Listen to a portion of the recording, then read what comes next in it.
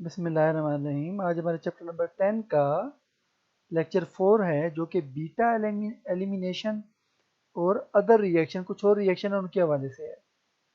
तो सबसे पहले हम देखेंगे beta elimination reactions. Beta elimination reaction को 1-2 एलिमिनेशन रिएक्शन भी कहते हैं। 1-2 क्यों कहते हैं या बीटा एलिमिनेशन रिएक्शन क्यों कहते हैं, इसकी क्या वजह होती है वो हम देखेंगे। एलिमिनेशन का मतलब होता है इखराज, खारिज हो जाना, निकल जाना, रिमूव हो जाना। Elimination mean to removal of something. Here elimination mean removal of something, removal of molecule or removal of atoms, group of atoms. Why it is called beta elimination or 1-2 elimination, we will we will know as we will study further. तो जैसे हम देखेंगे मजीद तो हम उसमें पढ़ेंगे, उसमें फिर जान लेंगे कि ऐसा क्यों कहा जाता है। During nucleophilic substitution reaction, the attacking nucleophile attacks the electrophilic carbon atom of the alkyl halide. आपने न्यूक्लियोफिलिक सब्स्टिट्यूशन रिएक्शन देखे, उसमें जो न्यूक्लियोफाइल कहाँ अटैक करता है, electrophilic carbon of the alkyl halide, carbon पर अटैक करता है न्यूक्लियोफाइल। ठीक है, there is another site present in the alkyl halide molecule where the nucleophile can attack at the same time. ये सिर्फ कार्बन वो वाहिद जगह नहीं है जहाँ पर न्यूक्लियोफाइल अटैक कर सकता है। कार्बन एटम के अलावा कोई और भी एटम है जहाँ पर और जगह है जहाँ पर न्यूक्लियोफाइल जो है वो अल्काइल हैलाइड मॉलिक्यूल में अटैक कर सकते हैं। वो कौन सी जगह है? Such a site is electrophilic hydrogen atom attach to the beta carbon of the alkyl halide. इस तरह का जो एक जगह है वो है इलेक्ट्रोफिलिक हाइड्रोजन एटम, जो कि अटैच होता है beta carbon of the alkyl halide, यानी कि बीटा कार्बन से अटैच होता है। बीटा कार्बन कौन सा होता है? देखें, ये एक अल्काइल हैलाइड है, इसमें वो कार्बन जिसके साथ फंक्शनल ग्रुप लगा हुआ होगा वो कार्बन अल्फा कार्बन कहलाएगा। ठीक है, आपको अल्फा कार्बन का पता चल गया। ये देखें, ये अल्फा कार्बन वाला कंसेप्ट जो है ये बहुत सारे बच्चों को समझ नहीं आता, इवन कि वो हायर क्लासेस में चले जाते हैं उनको पता ही नहीं होता ये अल्फा कार्बन क्या है या बीटा कार्बन क्या है। अल्फा कार्बन वो कार्बन होता है जिसके साथ फंक्शनल ग्रुप लगा हुआ होता है।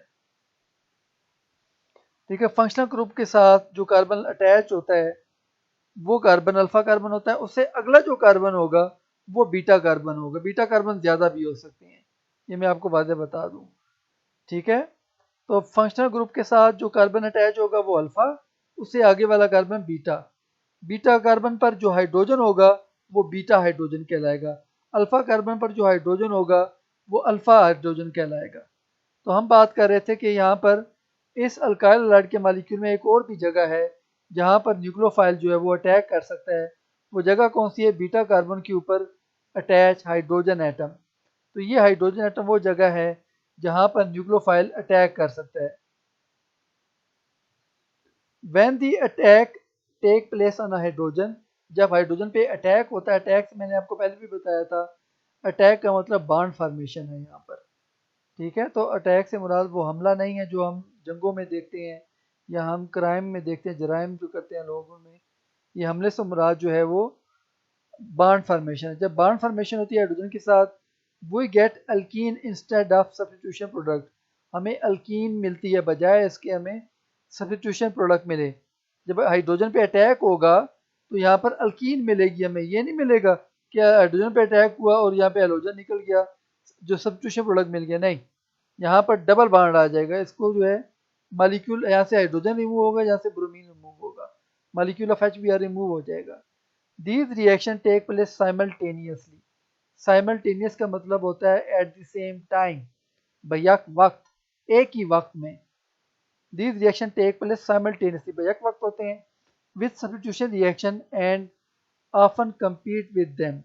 ये रिएक्शन सब्स्टिट्यूशन रिएक्शन के साथ साथ होते हैं और उनके साथ मुकाबला भी कर रहे होते हैं।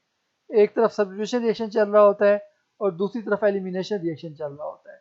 यानी कि जो है ये आपस में साइड रिएक्शन है, ये एक दूसरे के साइड रिएक्शन चल रहे होते हैं। तो यहाँ पर देखें, ब्रोमोइथेन एक मॉलिक्यूल है, ये हमारे पास जो है OH नेगेटिव यहाँ से अटैक करेगा हाइड्रोजन पर, ये बॉन्ड शिफ्ट हो जाएगा इन दोनों कार्बन के दरमियान और हाइड्रोजन बॉन्ड अपना लेके अलग हो जाएगा। तो ये हाइड्रोजन यहाँ से निकल गया और यहाँ से ब्रोमीन निकल गया, दो हाइड्रोजन यहाँ पे बाकी रह गए, दो हाइड्रोजन यहाँ पे बाकी रह गए, तो ये बन गया ethene carbon double bond carbon, 2 hydrogen यहाँ पर, 2 हाइड्रोजन यहाँ पर, और HBr रिमूव हो गया। तो रिमूवल ऑफ HBr की वजह से इस रिएक्शन को एलिमिनेशन रिएक्शन भी कहते हैं, क्योंकि यहाँ पे मॉलिक्यूल जो है वो रिमूव हो रहा है। Like nucleophilic substitutions, the elimination reaction can also follow E2 और E1 mechanism। एलिमिनेशन रिएक्शन भी E2 और E1 मैकेनिज्म जो है वो फॉलो करते हैं। E2 mechanism. In E2 mechanism, the nucleophile attacks and the leaving group leaves at the same time with a formation of carbon-carbon double bond. E2 mechanism में जो nucleophile यानी कि जो बेस है हमारा, बल्कि इसे न्यूक्लियोफाइल नहीं कहना चाहिए, यहाँ पर बेस इसे कहना चाहिए, ज़्यादा मुनासिब होगा। न्यूक्लियोफाइल की बजाय हम यहाँ पर इसको बेस लिखेंगे। Base attack the leaving group, base attacks and living group leave at the same time with the formation of the carbon and carbon double bond. जो बेस का अटैक होगा और लिविंग ग्रुप का निकलना, ये बेस का attack और leaving group का निकलना, ये जो है सेम टाइम पर होगा, ठीक है। और डबल डबल बॉन्ड फॉर्मेशन भी साथ साथ होगी। This single step E2 elimination reaction, ये हमारे पास दिया हुआ है। ये सिंगल स्टेप E2 एलिमिनेशन हमारे पास दिया हुआ है। जो सिंगल स्टेप E2 एलिमिनेशन है, इसको E2 मैकेनिज्म और बायोमॉलिक्यूलर मैकेनिज्म कहते हैं, ठीक है। तो ये हमारे पास ये बायोमैकेनिज्म जो है वो दिया हुआ है। यहाँ पर देखें बेस का अटैक हो रहा है, यहाँ से बॉन्ड दरमियान में डबल बॉन्ड बना रहा है, और यहाँ से बॉन्ड टूट कर ये ब्रोमाइड आयन की शक्ल में बाहर रिमूव हो रहा है। तो ये इथीन बन गई और ब्रोमाइड आयन भी आ गया, और बेस ने जिससे प्रोटॉन हासिल कर लिया था वो भी अलग हो गई, ठीक है। तो ये बेस है। ये इसको बेस क्यों कह रहे हैं? न्यूक्लियोफाइल और बेस में क्या फ़र्क होता है? बेस प्रोटॉन या हाइड्रोजन आयन पे अटैक करती है, हाइड्रोजन एटम पे अटैक करती है, और जो न्यूक्लियोफाइल है वो अटैक करता है कार्बन पर। यह फ़र्क होता है न्यूक्लियोफाइल और बेस में। न्यूक्लियोफाइल कार्बन पे अटैक करता है और बेस हाइड्रोजन पे अटैक करती है। The rate of those reactions which follow this mechanism depend upon the concentration of alkyl halide as well as the attacking base। जो इन रिएक्शन के जो रेट्स हैं वो डिपेंड करते हैं अल्काइल हैलाइड की कंसंट्रेशन पर भी, मिकदार पर भी, और बेस की मिकदार पर भी। ये हमें एक्सपेरिमेंट से पता चलता है। तो रेट इक्वेशन देखें, ये रेट इक्वेशन है। रेट इज इक्वल टू, यहाँ पर के आएगा constant. Rate equation is equal to k into concentration of alkyl halide raise to power 1 into concentration of base raise to power 1। तो यहाँ पर जो है वो जो रेट ऑफ रिएक्शन है वो अल्काइल हैलाइड की कंसंट्रेशन पे भी डिपेंड कर रहा है और बेस की कंसंट्रेशन पे भी डिपेंड कर रहा है, ठीक है। तो ये इसमें जो है देखिए पावर 1 प्लस 1 2 है, इसलिए इसको E2 मैकेनिज्म कहते हैं। दो मालिक्यूल, इसकी मालिक्यूलैरिटी 2 है, दो मालिक्यूल हिस्सा ले रहे हैं रेट डिटरमिनिंग स्टेप में। एक ही स्टेप है रेट डिटरमिनिंग स्टेप है ये वाला, इसमें दो मालिक्यूल हिस्सा ले रहे हैं, तो यहाँ पर इसको E2 मैकेनिज्म कहते हैं। Primary alkyl halide generally follow E2 mechanism. जो प्राइमरी अल्काइल हैलाइड होते हैं वो E2 मैकेनिज्म फॉलो करते हैं। Like SN2 reactions, the molecularity of E2 reaction is also 2। SN2 reaction की तरह इसकी molecularity भी 2 है। देखिए दो मालिक्यूल ऐसा ले रहे हैं ना, बेस और alkyl halide. And this reaction show second order kinetics. Power अगर आप जमा करें यहाँ पर तो ऑर्डर निकल आएगा, पावर यहाँ पर भी 1 है और पावर यहाँ पर भी 1 है, तो ऑर्डर ऑफ जो रिएक्शन होगा वो 2 होगा, 1 + 1 2। तो सेकंड ऑर्डर काइनेटिक्स होगी और मालिक्यूलैरिटी भी 2 होगी, क्योंकि दो मालिक्यूल रेट टर्मिंग स्टेप में ऐसा ले रहे हैं। उसके बाद E1 mechanism. In E1 mechanism the like SN1 mechanism, the first step is slow ionization of substrate to give a carbocation। तो पहला मैकेनिज्म E1 का और SN1 जो पीछे आपने लास्ट लेक्चर में पढ़ा है, पिछले लेक्चर में पढ़ा था, तो E1 और SN1 दोनों का पहला जो रिएक्शन है, पहला स्टेप जो है वो सेम है, फर्स्ट स्टेप सेम है। फर्स्ट स्टेप में क्या होता है, हेलोजन रिमूव हो जाता है और कार्बोकेटाइन बनता है। अलबत्ता सेकंड स्टेप डिफरेंट है। इन दी सेकंड स्टेप न्यूक्लियोफाइल ने यहाँ पर बेस कहेंगे इसको हम, यहाँ पे देखिए न्यूक्लियोफाइल लिखा हुआ है, जो ये बेस होगा यहाँ पे हमारे पास।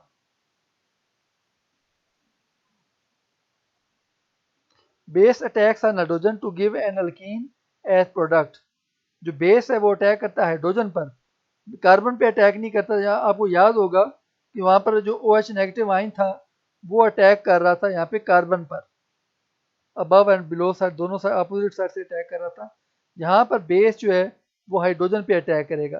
पहला स्टेप क्या है? पहला स्टेप टर्शियल अल्काइल हैलाइड है, देखें ये वाला। टर्शियल अल्काइल हैलाइड से हाइड्रोजन रिमूव हुआ इलेक्ट्रॉन लेकर अपने, और ये कार्बोकेटायन बन गया। कार्बोकेटायन क्या होता है? ऐसा पॉजिटिव आयन जिसमें कार्बन के ऊपर पॉजिटिव चार्ज हो और साथ में ब्रोमाइड आयन बना। फिर हाइड्रोक्सिल आयन जो बना है हमारे पास, इसमें हाइड्रोजन पे अटैक हुआ। ये अटैक के बाद जो है वो रिमूव हुआ, यहाँ पर ये बॉन्ड यहाँ पे शिफ्ट हो गया इधर, ये बॉन्ड यहाँ पे शिफ्ट हो गया और ये डबल बॉन्ड बन गया इधर।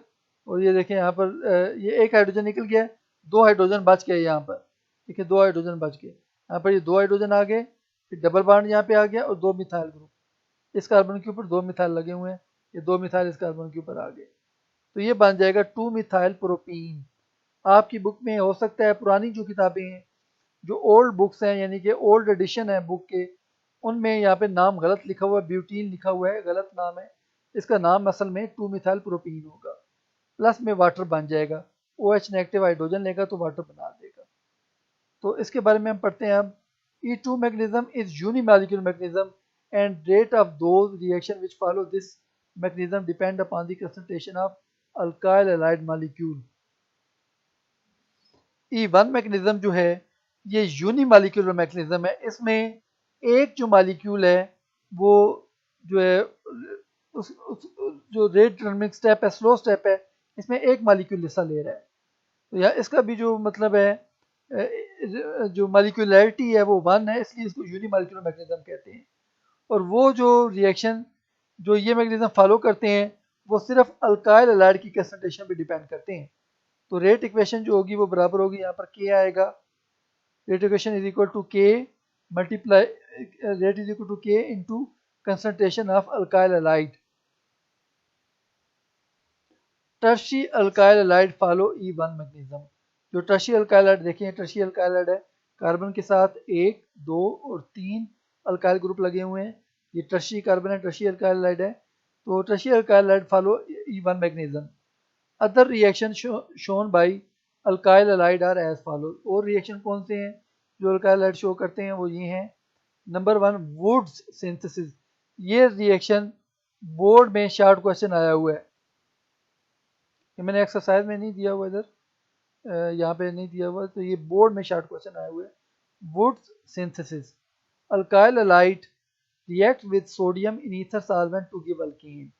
अल्काइल हैलाइड सोडियम के साथ रिएक्शन करते हैं ईथर सॉल्वेंट की मौजूदगी में और ये अल्केन देते हैं। The reaction is particularly use for the preparation of symmetrical alkane. Symmetrical alkane कौन से होते हैं? जिनमें यानी कि 2 कार्बन हो, 4 कार्बन हो, 6 कार्बन हो, वो सिमेट्रिकल अल्केन होंगे। ठीक है, तो ये हमारे पास देखें, ये इथाइल क्लोराइड CH3CH2Cl, और ये भी इथाइल क्लोराइड CH3CH2Cl इधर है। इसको मैंने तरतीब बदल दी है इस अल्काइल हैलाइड मॉलिक्यूल की, उलट कर लिखा है समझाने के लिए। अब क्या होगा? अब Cl और सोडियम एटम और Cl ये रिमूव हो जाएंगे और CH2 ये वाला और ये CH2 आपस में जुड़ जाएंगे, ये बन गया एन ब्यूटेन। CH2 जुड़ गया, एन ब्यूटेन बना दिया, और सोडियम क्लोराइड का मॉलिक्यूल यहाँ पे अलग हो गया। ये इथाइल क्लोराइड से हमने एन ब्यूटेन बना लिया। Reduction of alkyl halide. Alkyl halide can be reduce with zinc. ये रिएक्शन आपने अल्केन की तैयारी में पढ़ा था, अगर आपको याद हो, चैप्टर 8 में हमने ये रिएक्शन पढ़ा था। Alkyl halide can be reduce with zinc in the presence of aqueous acid such as hydrochloric acid और एसिटिक एसिड। ये हमारे पास प्रोपाइल क्लोराइड है, आप जो भी अल्काइल हैलाइड लेंगे उसके मुताबिक प्रोडक्ट बनेगा। अगर आप मिथाइल क्लोराइड लेंगे तो मीथेन बनेगा, इथाइल क्लोराइड लेंगे तो इथेन बनेगा, यहाँ पर एन प्रोपाइल क्लोराइड है तो प्रोपेन बनेगा। क्या होगा यहाँ पर? जिंक दो इस Cl और इस Cl से रिएक्शन करके जिंक क्लोराइड बना देगा ZnCl2, और ये जो हाइड्रोजन है HCl वाला, ये कार्बन से अटैच हो जाएगा, यहाँ CH3 हो जाएगा, तो ये प्रोपेन बन गया। अगर इथाइल होता तो इथेन बन जाता, अगर मिथाइल होता तो मीथेन बन जाता। तो जैसा यहाँ पे अल्काइल हैलाइड होगा वैसे ही प्रोडक्ट बनेगा आपका, अल्केन वैसी बनेगी। उसके बाद नंबर थर्ड रिएक्शन है reaction with sodium lead alloy Na4Pb। Sodium lead alloy, alloy क्या होता है? एलॉय मिक्सचर ऑफ मेटल होता है। तो सोडियम भी मेटल है, लेड भी मेटल है, ये दोनों का मिक्सचर एलॉय कहलाता है। Methyl chloride and ethyl chloride react with sodium lead alloy giving tetra methyl lead and tetra ethyl lead respectively. यानी कि मिथाइल क्लोराइड जब सोडियम लेड एलॉय ये Na4Pb से रिएक्शन करेगा तो टेट्रा मिथाइल लेड बनाएगा, और इथाइल क्लोराइड जब रिएक्शन करेगा तो टेट्रा इथाइल लेड बनाएगा। These compounds are important anti-knock agents and are used in gasoline petrol।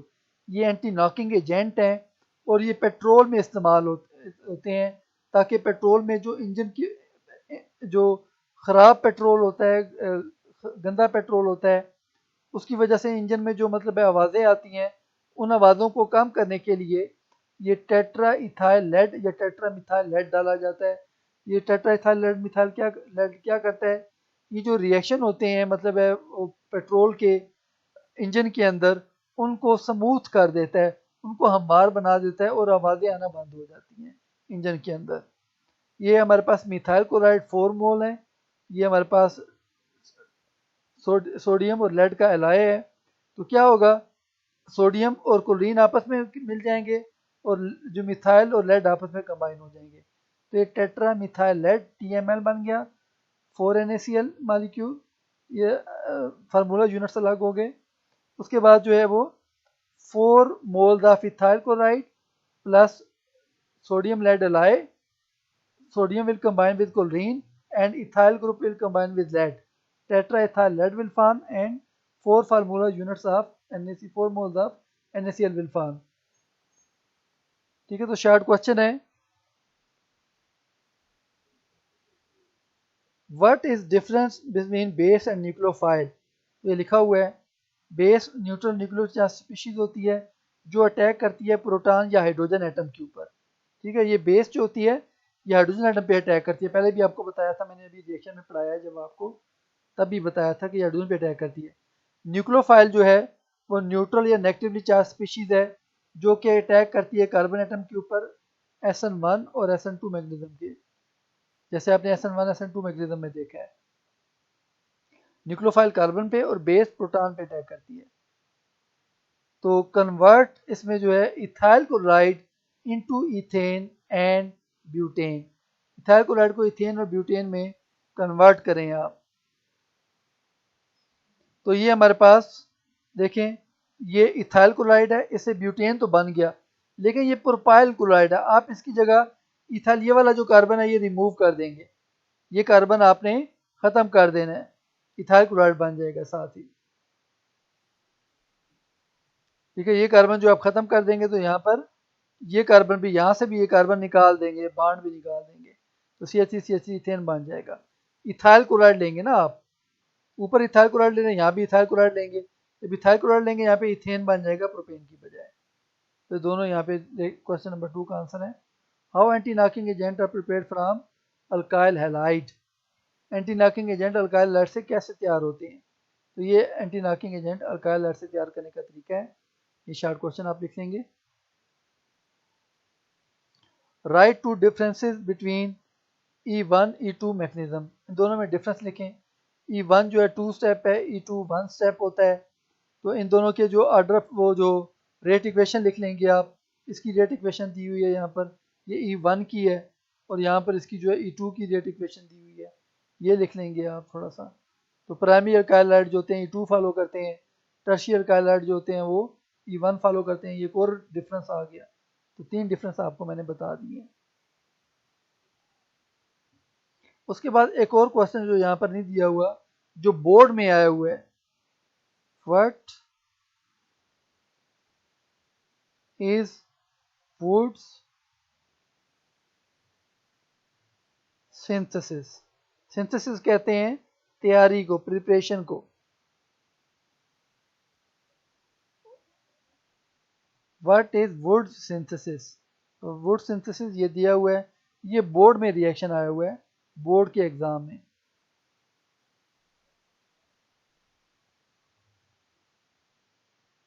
ठीक है, तो ये हमारे पास आगे reaction. Thank you for your participation. For more videos please subscribe the channel.